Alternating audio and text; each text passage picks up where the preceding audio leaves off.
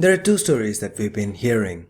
One, common opinion stating that the Galaxy S5's been receiving a lukewarm response at best. Number two, Samsung's version stating the Galaxy S5's breaking records, the best Galaxy ever. So what is the deal with the Galaxy S5? Is it that good an upgrade over the S4? How do the two compare? Well, these are the questions we are going to try to answer today. So, if this is your first time here or in case you've plain old forgotten, my name's Ash and you're watching C4E Tech. Let's get started.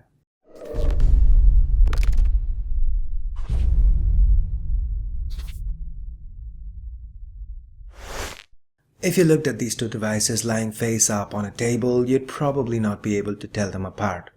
But look closer and there are cosmetic differences. Minor differences, yes, but differences nonetheless. The Galaxy S5 is a little taller, wider, and thicker than its predecessor. It even has bigger bezels and is a good 15 grams heavier. This is largely due to the bigger display and IP67 certification. IP67 certification means the Galaxy S5 is now dustproof and water resistant. That's a pretty big deal. The Galaxy S5 also trades away the capacitive menu key for the more commonly used Open Apps key. The glossy back cover has been done away with in favor of perforated soft touch plastic. While that doesn't really do anything in terms of looks, it does help with grip. Also notice the little heart rate sensor below the camera? Well, that's a gimmick and a bad one at that. And that's the last mention of it in this video. Talking about gimmicks, there's a fingerprint sensor on the Galaxy S5. Unlike with Touch ID on the iPhone 5s, you need to actually swipe your finger over it. It is a hit and a miss mostly, and it also means you have to use two hands. You could register your fingerprint this way, but that reduces the success rate even more and it ends up being more of an annoyance. Anyway, for what it's worth, the Galaxy S5 has a fingerprint sensor that the Galaxy S4 lacks, and the fingerprint sensor kinda works. Barring these, it's still the same Galaxy design that we've been seeing for a few years now. While both these devices don't have a lot of physical differences, the S5 does pack some substantial upgrades underneath the hood. From Snapdragon 600 to 801 for the LTE variant, Exynos 5410 to 5422 on the 3G variant. I'm using the Snapdragon variants for the benchmarks here, and as you can see, the S5 performs much better. The results are similar for the Exynos variants as well. Now moving on to the display, the Super AMOLED HD display on the Galaxy S5 is a little bigger at 5.1 inches compared to 5 inches on the Galaxy S4.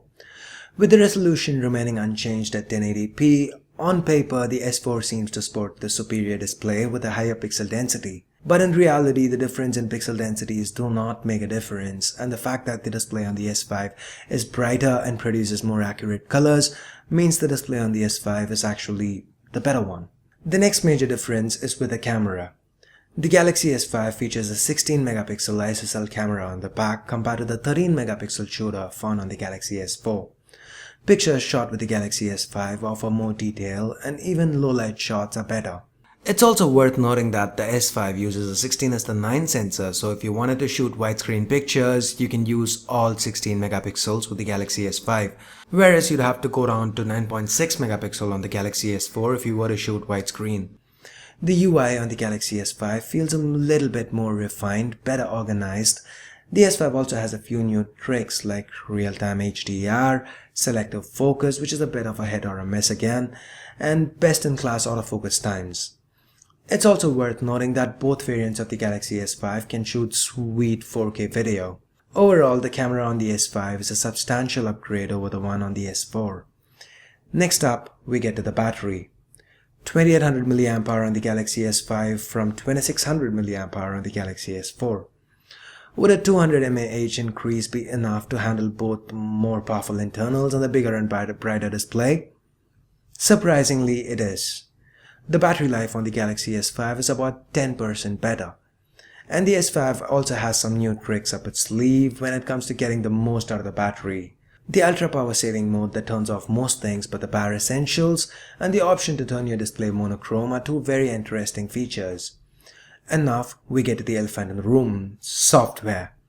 While both devices currently run on Android 4.4 KitKat, the Galaxy S5 sports the newer redesigned TouchWiz UI on top. And it's a bit of a mixed bag.